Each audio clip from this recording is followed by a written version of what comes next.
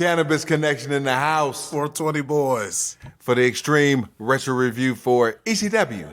January 30th, 1997. 47 minutes, 36 seconds for your viewing pleasure if you have the coveted, illustrious, and highly elusive Tape Trader edition of this show. Hot Stuff Hollywood for Extreme Retro Review number 248.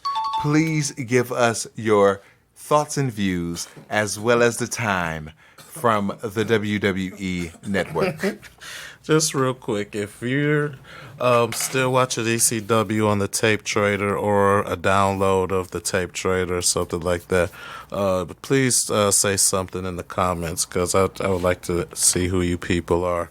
With that being said, I have the date from the WWE Network of January 28th, 1997. The time was 46 minutes and 59 seconds. It was an enjoyable show until I found out some horrifying news before the food shit record, and that come to find out that this is a go-home show for something. This will be the go-home show for Crossing the Line Again. Crossing the line again. When did we cross the line the first time? February 4th, 1994, when the night the line was crossed. Oh, you're welcome. Oh, God. Recounted by us in Extreme Retro Review number 49. You're welcome. And why wouldn't they just name it the night the line was crossed 2? Duh. Or the night the line was crossed 97 or something. What's wrong with these things? Your thoughts and views of the show as well as the time from the WWE Network. I said the time, and because I went off a little tangent. But yeah, no, overall, it was a good show. Again, you know what I'm saying? Well, until I found that out, I thought it was a good show. Is basically what I said. And in case you didn't hear me, again, the time was 46 minutes and 59 seconds. And here's the weird. It also started off differently because on the Tape Trader edition, we start with last week's dominance of the Triple Threat, the Masked Man bringing back Gary to ECW, and Shane Douglas getting beat up. Meanwhile, on the WWE Network, and for you goofs who think my only contribution to the show is just laugh at Fuji's jokes, I do have my own notes because I am the paragon of professionalism and the pandemic Poonie Poon pulverizer. That's why I am now sextuple P, and it's perfect that 6 P's, it means six, starts with sex and shit. There we go. You know what I'm saying? For the Poonie Poo pulverizer part, sex double P. All right. So, so the WWE Network started off with In Progress, Mikey Whip Rep. My first note was some goof. It turned out to be some jackass named Chris Chetty. Mikey ended up winning. I didn't write down how he won. Paragon of professionalism, No, folks. because I thought I could remember and shit, but he countered something and shit and ended up getting the win and shit. I do know that. Hey, at least we had it. At least we had the match and shit. Hey. Because I told you, I have a trope that when matches start in progress, I don't give a fuck. And they crack reporting, crying kite. But at least you know there's more to see on the WWE Network is the ultimate point.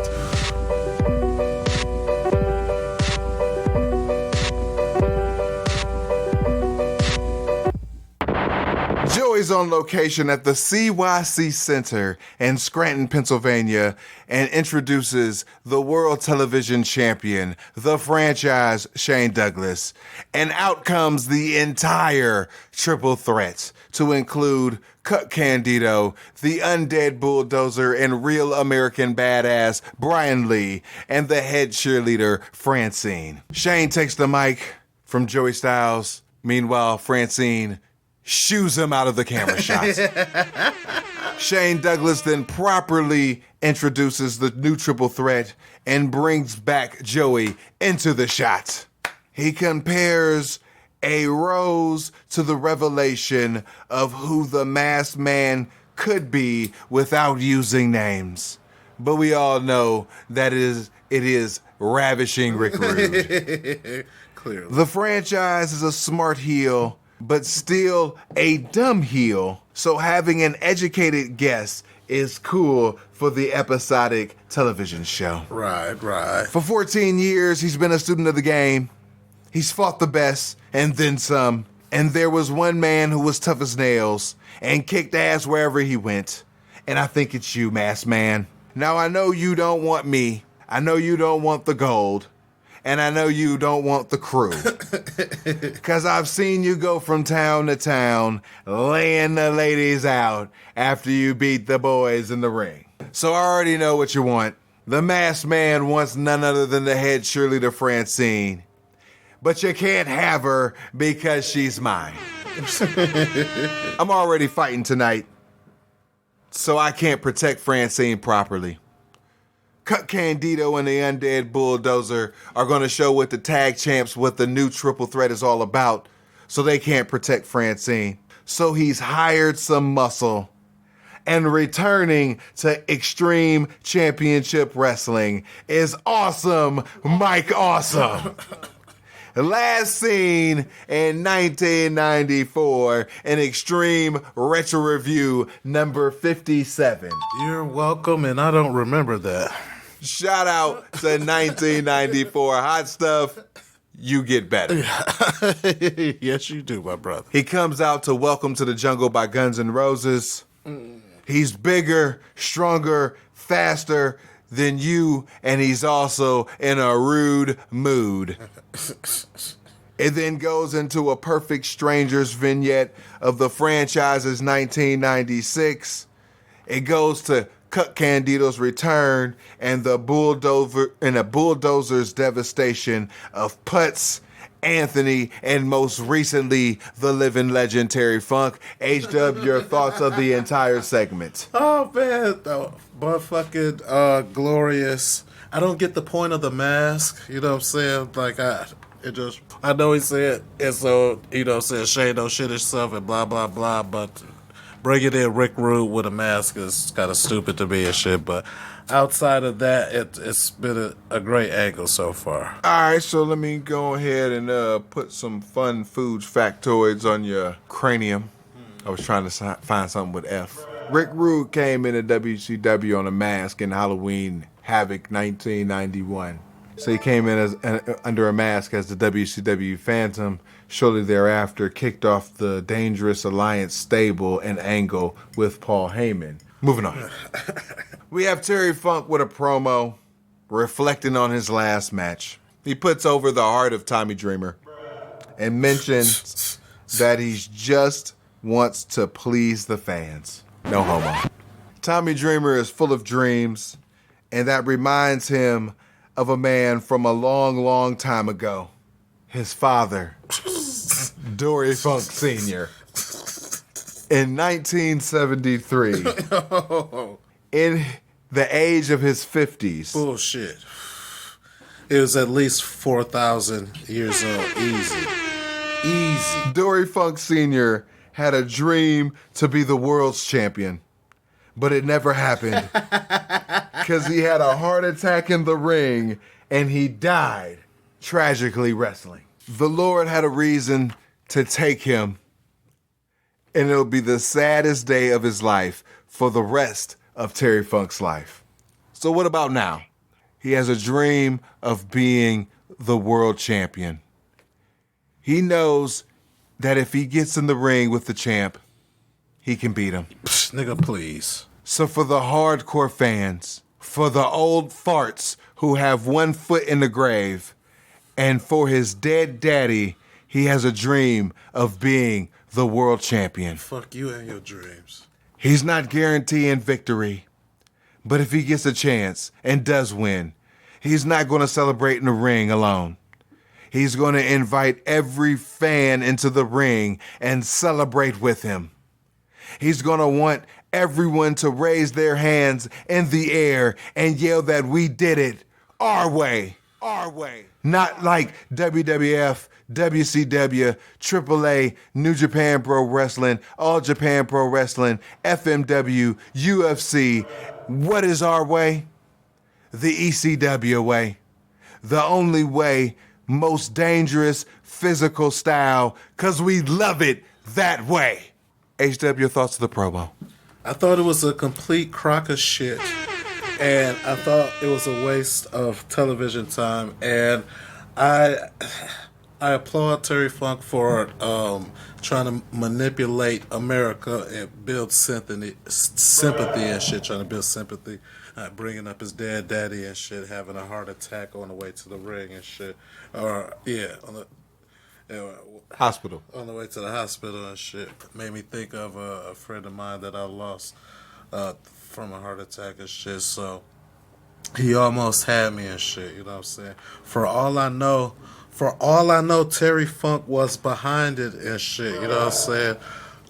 I don't have, it's all, see, how deep does this go and shit? From ECW Home Video, we have the Terry Funk Classics Edition to include the night the line was crossed with Terry Funk, Sabu, and Shane Douglas had the epic 1-hour Broadway three-way dance, recounted by us in Extreme Retro Review number 49. You're welcome. At Return of the Funker, Oh, God. we had Terry Funk coming out of a box, also known as the Funk in a Box incident, recounted by us, Extreme Retro Review number 111. You're welcome. We have the first one-on-one matchup between Terry Funk and Cactus Jack at Hostile City Showdown 1995, recounted by us in Extreme Retro Review number 120. Right now, you are the Toby to my Michael Scott. You're welcome. We have the Dream Partner Tag Team match at the third November to Remember 1995, recounted by us, Extreme Retro Review number 159. Why do you have to be this way? With Putz and Funk versus Raven and Cactus Jack. And also this week on the Hardcore Hotline, International High Flyers are set to debut in Extreme Championship Wrestling. The Monday Night Wars are about to take a whole new turn. Stevie Richards has an interview clarifying his relationship with Raven. Pause. And Request TV with a statement about Extreme Championship Wrestling on pay-per-view. And find out why this Saturday night will be Extreme Championship Wrestling's greatest night ever. All for $1.99 per minute. Fuck that shit. We have a Raven t-shirt spot. We have a BWO t-shirt spot. We have a Taz and an ECW Hazardous Not For Your Health, Not For Everyone, Hardcore Cave, and Sandman t-shirt spot. Moving on. From ECW Home Video, we have November to Remember 1996, recounted by us in Extreme Retro Review number 231. You're welcome. Back with Joey at the Nest, throwing it to Taz at his dojo rather than the ring. Dimly lit, orange tinted room. Taz is in his ring with a hoodie on. In early December 1996, he had shoulder surgery. Fucked up a bunch of shit, but he got it fixed. But it was an old injury. The funny thing is, he's been fucking up the ECW at like 80%. Come on, somebody. Now at 110%, what's the path of rage gonna look like now? Ooh-wee. Sabu, what do you think the beating is going to look like now? You putting Rob Van Dam in my way ain't gonna stop me, because he's a wannabe. A long-haired Taekwondo punk bitch who could not stand up to me. Oh, shit. I thought we was going to have a classic match, Rob Van Dam, the grappler versus the striker. But Rob Van Dam had to use a weapon. Cheating that shit. This nigga looks at his hands. These are my weapons. Sandman has to use a stick in his matches. These are my sticks. Putz has to use a garbage can to fight his battles. These are my garbage cans. And even that 169-year-old legend, that old fossil, has to use a shovel in his matches. He should go dig a hole. He should be dead. The rigor mortis is setting in as an old, washed-up punk freak is Terry Funk. These are my shovels. Hey, Rob. I'm gonna beat you at your old game. We're gonna play with weapons. Sabu, I'm not done with you. It's only that far away. I swear on everything. Sabu.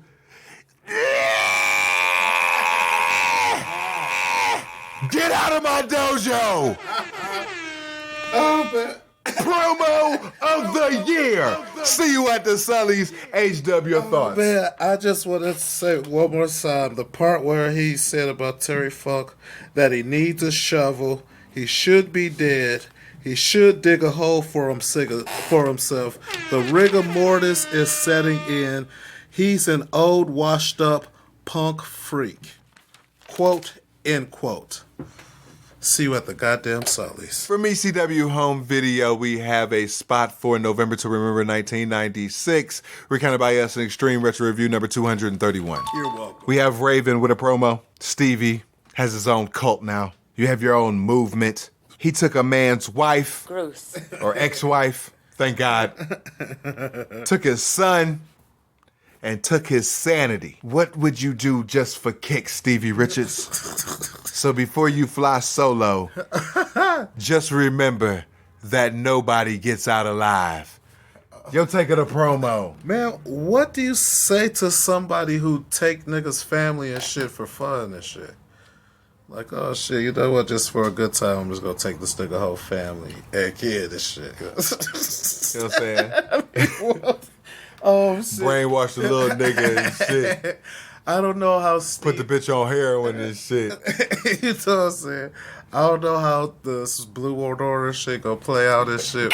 Bless you. Especially with Stevie and shit, but I can't wait to see this shit. Especially since Stevie is finally rising up and shit, and I guess he's done being this nigga's flunky and shit. Back with Joey at the desk, recapping Stevie Richards and putting him over. He also shows the finish of Stevie versus Lil Guido. They cut to a crowd shot of fans chanting ECW up a staircase and shit, and tying it to Stevie's fandom and Raven's impending jealousy. It segues to a match with Raven versus Sandman with the stipulations, and Bulldozer versus Anthony. On the Tape Trader show, we got a quick commercial for the Psychic Friends Network, then goes back to Joey throwing it to Raven versus Hack. If Raven loses, he loses his hair and the title. If Sandman wins, he keeps the title as new ECW champion. We got Raven with Peaches looking supremely grotesque. New year, old you. Itchy arm on deck. Versus Sandman. Peaches is awful. And then she has a flannel on too. She might be on heroin. Hat comes through the crowd, belt around his waist, looking right. Raven sneaks up on him on the aisle, jumps off the heat. I mean, you know, Raven ain't never really lost his hair in ECW. Nigga don't lose his hair to TNA like 03, 04-ish time frame. Spoiler alert. It's like 14 minutes left on the Tape Trader show, and we got another match. All this shit is gaga. Brutal Gaga. But Gaga nonetheless. Sin-Man come back with a DDT on the chair. Peaches saves but gets stripped to reveal a BWO t-shirt underneath her flannel shirt. Yeah, what does that mean? Thank God for the BWO. Because if I'd have saw her hideousness underneath that shirt with the flannel reveal, I would have yacked up some shit. Where's the elixir to the Medusa syndrome at again? I drank it all Yeah. back in Greece. Yeah. Island of Crete. Yeah. Gotta fight the Minotaur and the Hecatoncheires. Oh, shit. I don't know what the heck a Tonkeries is and shit. Do your Googles. BWO hit the ring. Check out this clusterfuck. Convoluted ass mess. Raven drops the cane, hits Stevie with his fist.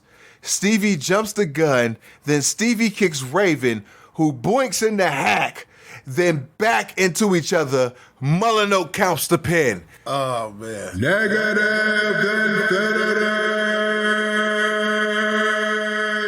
Peaches gives back the belt. Raven powders.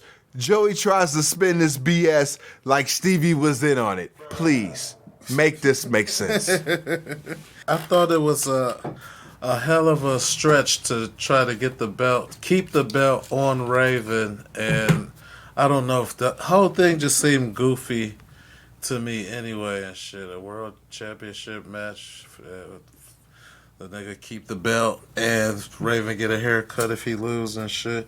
So I kind of knew Raven was gonna win since I'd never seen him go bald before and shit. So yeah, it was a lot of just like you said, Gaga, them just fighting all over the ring and fucking each other up and shit, and a way to placate somebody and not Raven look too soft and shit, but get the belt back on him, get Stevie over a little bit, get him involved in the shit, stretch that shit out and shit. So These niggas had the audacity to do an extreme replay of that fucking finish. Just highlighting how convoluted that shit was.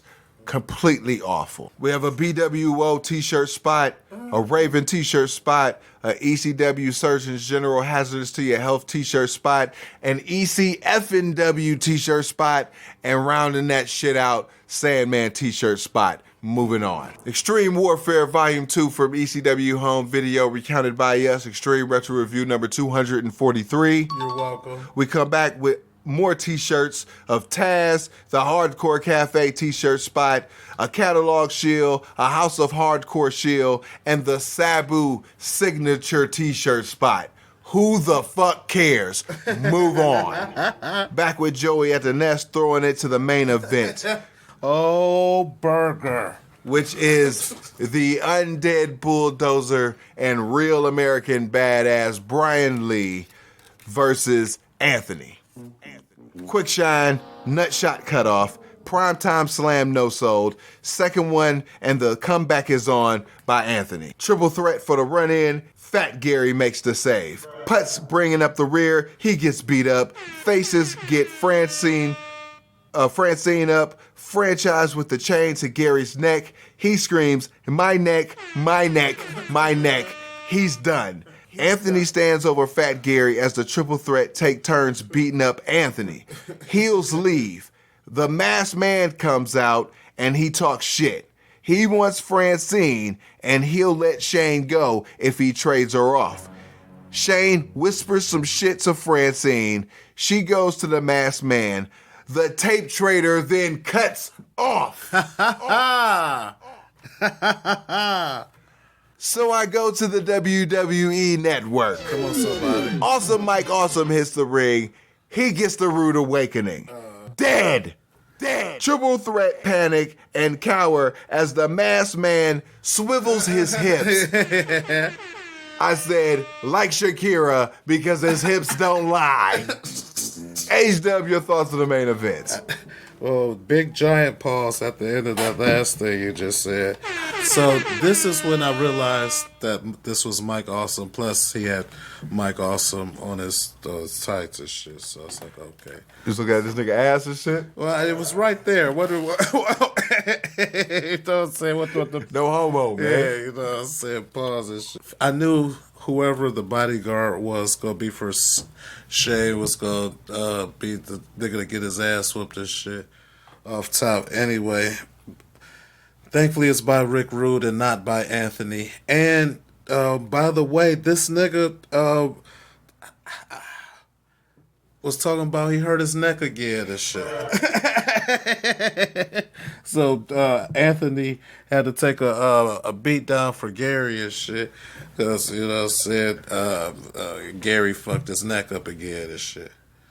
Got out the halo too soon. This nigga is a complete liability anywhere in the ECW arena. If this nigga's wrestling, he's a liability. If this nigga is a manager, he's a liability. If this nigga's a fan, he's a liability. If this nigga sells popcorn, he's a liability.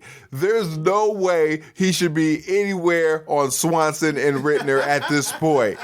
This nigga should be selling cars. They need a personality to sell cars and shit.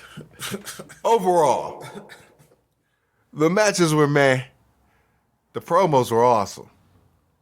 I call this shit Promo Mania 1997. And as we proceed to give you what you need in a few days, get in the positron. We might have to detail that shit because it's probably as fucked up as Rick and Morty's spaceship and shit. Strap yourself in. Lean back. Get you a blunt or a libation of your choice. Because the Extreme Retro Review crosses the line again. Extreme Retro Review number 249. February 1st, 1997. But until then, always know life is a work, so make sure you get paid for it. We out. Peace. Peace.